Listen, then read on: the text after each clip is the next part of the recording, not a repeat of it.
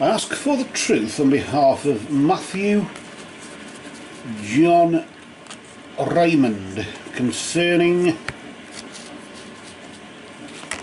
a spiritual journey, the progression of his spiritual journey. I ask this in the name of truth, right conduct, peace, love and non-violence.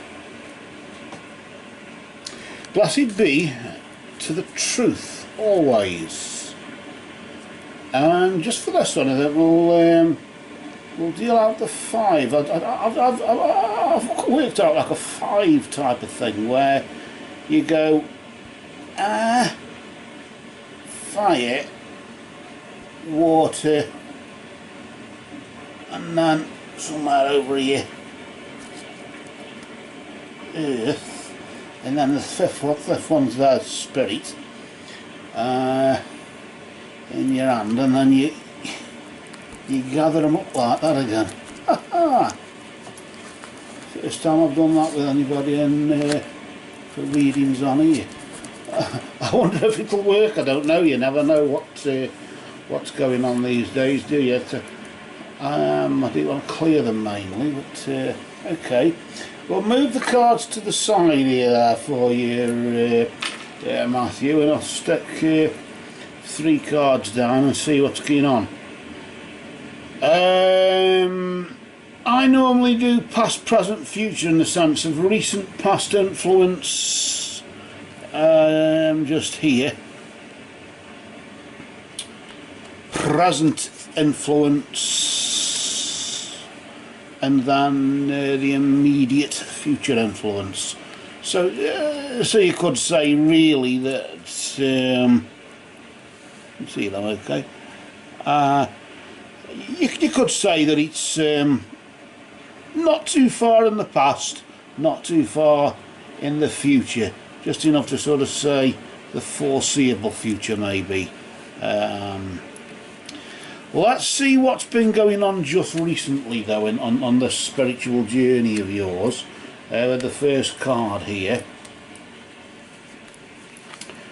And we'll just flip this nice and slow, not to disturb its energy or anything like that, and we'll just flip it nice and slow, and this will just determine what really you've been up to just recently, really.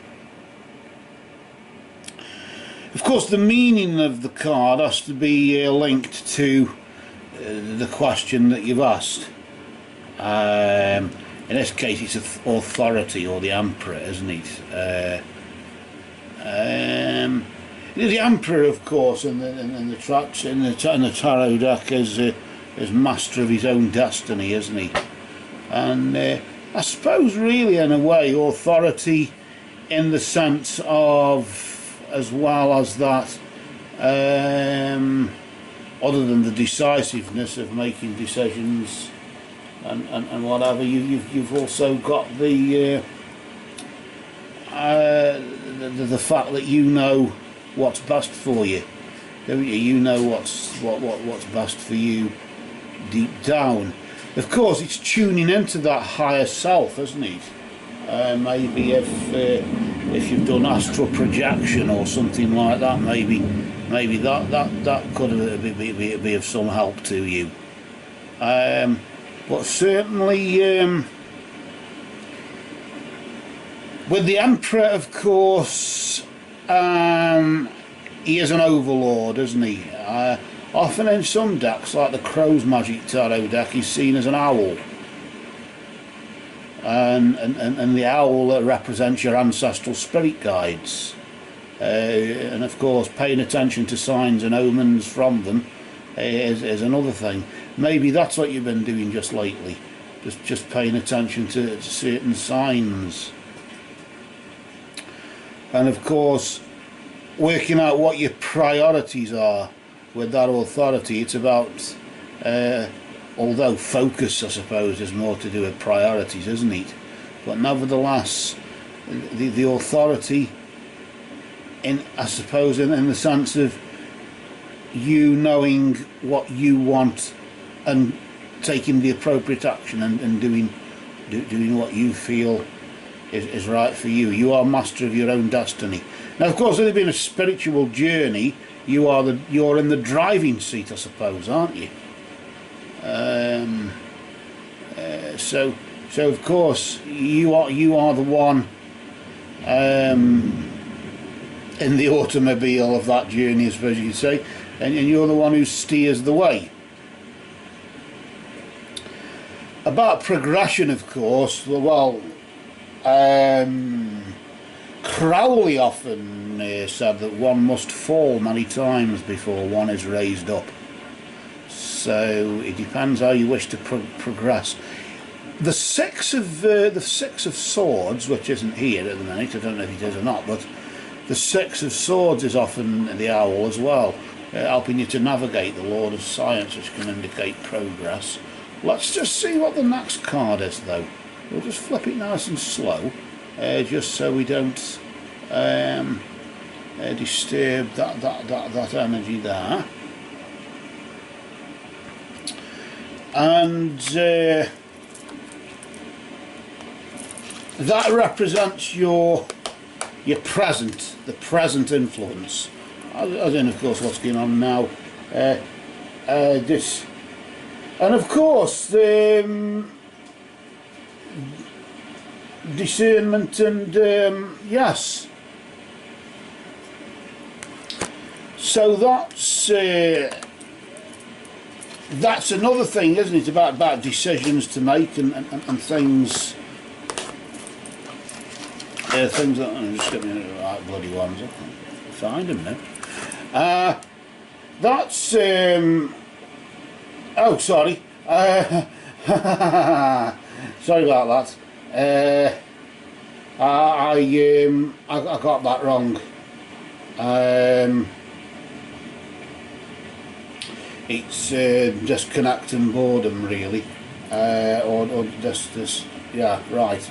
So anyway, discontent and boredom, because that's the four of. I wouldn't think that with the four of cups, would you? Discontent and boredom. I wonder why. What that's about. I think this is probably. No, this is because of the green of the heart chakra. Now, I was going to focus on the castle in the background there. With this one, seeing this one as it is, and I was wondering, is that the potential that you could reach, but you're turning your back on it right now? You sort of literally, in that sense, discontented with what's going on. You're discontent with the situation that you're in. Whereas, of course, number 5, or the high priest, as call that the Pope, don't they often?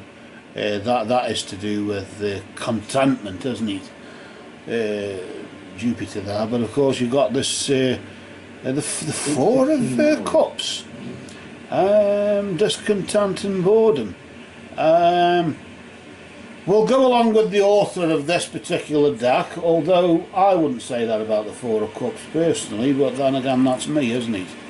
The green of the heart chakra there is obviously where your feelings and things like that. Usually the 4 of cups, I think, is a lord of luxury, isn't it, normally? Maybe that's what it is. Maybe having it too good, you soon get bored with it, I don't know. Is that what it is? But it is as if we go by this deck, of course, and I'm sort of getting, as you look at this there, he's turning his back on it, on the potential. The potential, the light as well is through there, and yet he's hiding in the shade, isn't he? Like as if you're doing that right now. You're choosing to hide in the shade and turn your back on the light. Because you're not happy with whatever journey you're on. Why do I sort of get this feeling as though well, it's easy to say one had a Christian upbringing and one became disillusioned. Instead of discontent, I sort of get disillusioned. I sort of get that more than discontent. It's the same bloody thing, but I somehow get the feeling as though you're disillusioned. You didn't work out the way you expected it to.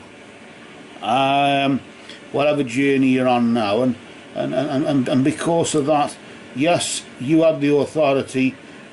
You were master of your own destiny, and maybe that's what it was.